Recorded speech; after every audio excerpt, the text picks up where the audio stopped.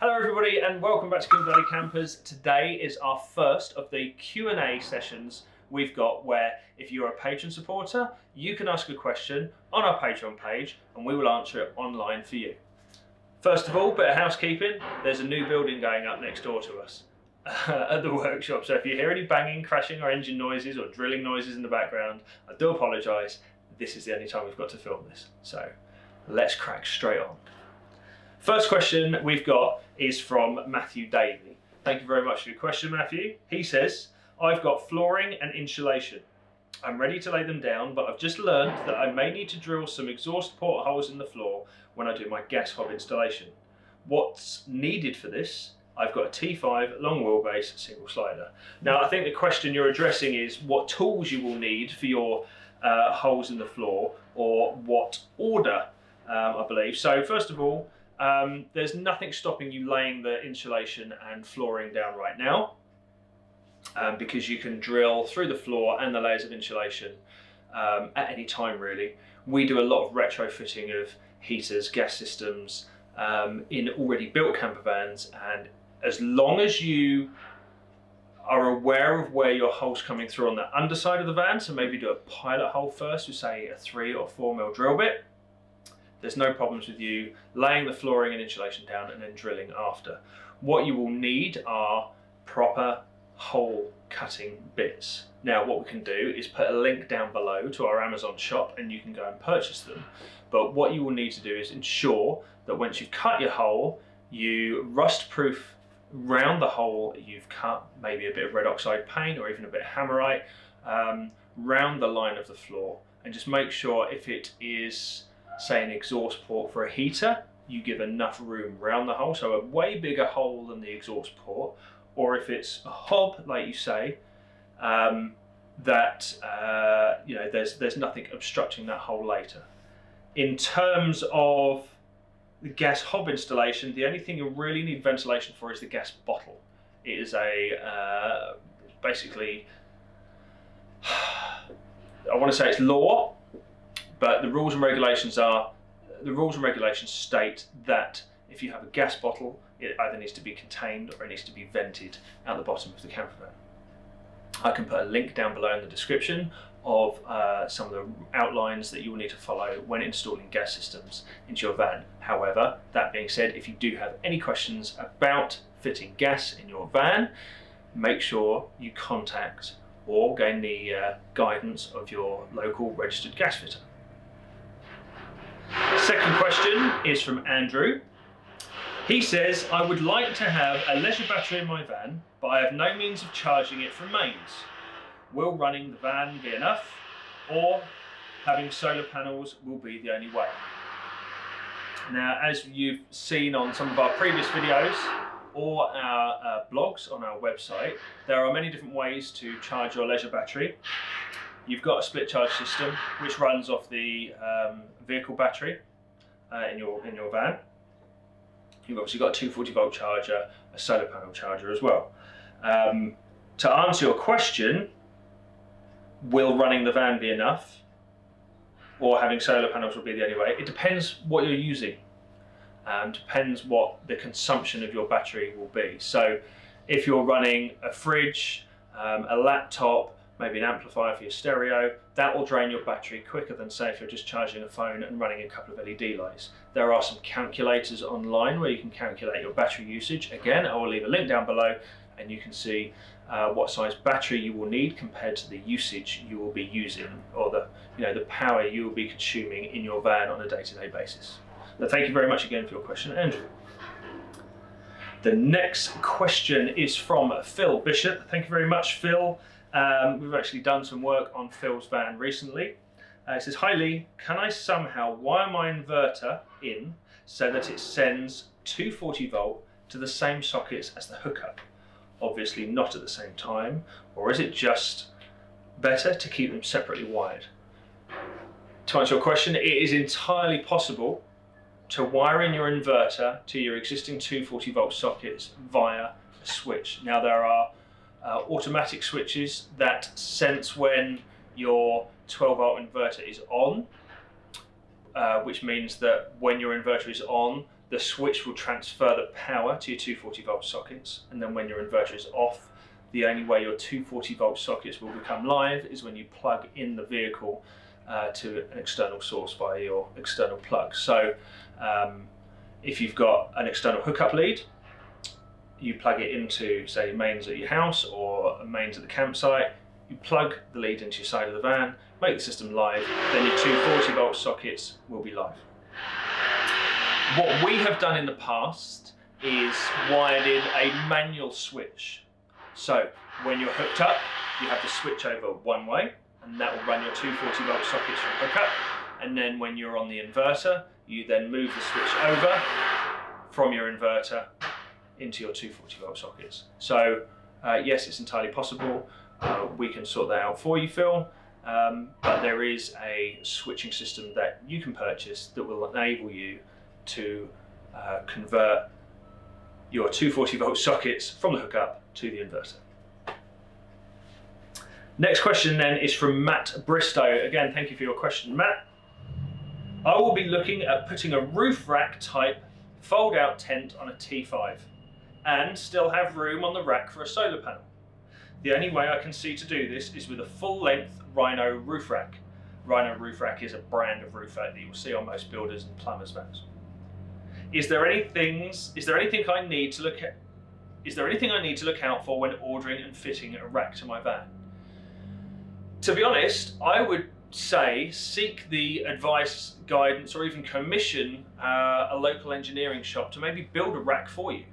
If you've got custom needs and you want your rack a custom width, custom length, custom size, shape, or whatever else it may be, it might be more cost effective and more attractive for your build, your van, to actually commission an engineering firm to build a roof rack for you.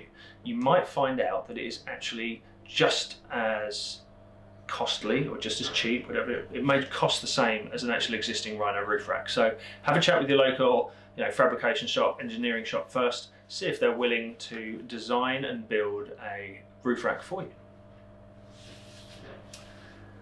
Next question is from John Harkness. Thank you very much, John. Hi Leigh, a general one for you, and in brackets, and probably one where I won't want to hear your answer. In an ideal world, in what order would you convert a builder's VW T5/T6 into a camper? Pop top before kitchen, floor before seating, etc, etc. Thank you. It's a question we get asked a lot, so thank you very much, John, for raising that one. What order do I build my camper van? Now, the first thing I would suggest you do is have a very, very good plan and a solid plan of what you want to build and what you require from your camper van. So once you've got a well laid out plan in place, then start cutting holes. Basically, the first thing you need to do to your camper conversion is cut holes. So if you want a pop top, get that fitted absolutely first. So you cut a big hole in the roof. If you want windows, do that at the same time. Cut the big holes in the side of the van for the windows. If you can build your camper van undercover, like say in our workshop, don't put your windows in straight away, because you might find that it's easier to actually carpet your van with the windows out. All right, so if you do have somewhere dry to do it. So first of all, we've got pop top windows, then insulation, then we have running the electrics, ply paneling, then we're going to carpet line, lay your wooden floor, your ply floor, lay your flooring on top of that, so your Altro Contracts type flooring. Then I would dry fit your interior and your seat. So you need to make sure that your interior is in place and that your seat that you've bought to go with it is going to work together. So you might need to, if you've gone for a good seat bed type installation, there should only be one place where it should go in the van. You know, the manufacturers will have a set place where that rock and roll bed, seat bed may be able to go, and then you've got to work your interior around it. Or if you've bought a kit from one converter, say, who's the interior we use? Oh my gosh, the name escapes me. I'll put the link down in the description. Oh gosh, I really can't remember the name of that conversion company. Oh no! Anyway, dry fit your bits and pieces first. So interior and your seat, dry fit them once you're absolutely happy with their position, because you might have to trim your interior down or whatever it may be. Once you're absolutely happy with their position, then start bolting in your interior, then your seat. But before you do a final fit of your seat, use that space in your van to assist you in fitting the electrics, the plumbing, the gas and everything else. So in reality, if you've fitted your seat, unbolt it, get out of the way for a bit, and use that space in your van to carry out the rest of the installation, so the wiring, the plumbing, etc, etc. One of the last things you need to do then is put your seat in, do the final trim, do the final fit, clean it and go camping. So that's a very rough idea, but yeah, we'll make a list, or we'll even make a blog for you. I'll have a chat with Dan and see if we can write a blog for you in what order we should convert a camper van. Have a look down in the description, and as soon as that's ready, we'll let you all know. The final question today is from Ross. He says, haven't seen you guys do a video on fitting a pop-top roof. Do you consider this to be a professional only job or something that can be done by a competent DIYer? We were all competent DIYers once. All right? I was a competent DIYer once, it's just I decided to concentrate my trade on camper vans. There's no camper van college, university, anything else. You've kind of just got to keep doing it until you do it well, I guess. As a straight answer, yes, a competent DIYer can fit a pop-top roof, but not on your own. You would have to seek the assistance of maybe up to 3 other people, because if you don't have a lift or a hoist or anything else to help you lift that roof into place, you're not going to be able to do it on your own. So to have somebody on each of the corners to help lift the roof into place, then you can do it.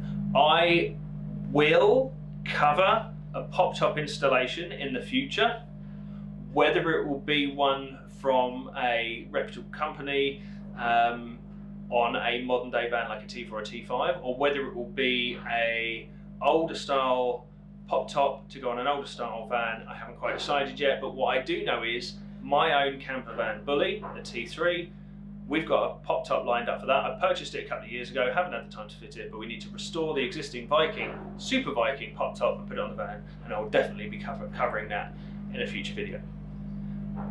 And that's it. We have had 1, 2, 3, 4, 5, 6 questions today. Thank you very much to all of those on Patreon who asked or who responded. Again, if you would like to ask a question on Patreon, you've got to be a Patreon supporter first. Have a look down below, or go to www.patreon.com/Combe Valley Campers. And if you want any further information on the questions that have been asked today, take a look down in the description below, and yeah, we'll have some more information down there for you. But give us a bit of feedback, let us know how this went. I was really nervous to do this, which is why it's taken me a while to actually get it filmed. So thank you very much to Ali for being here filming it. I will be filming these on my own in the future, so let's see how that goes. I've got my own camera, my own mic, my own lights now. Let's see how that goes. But yeah, give us a bit of feedback, let us know how it goes, and I look forward to seeing you in the next one. Thank you very much. Bye bye.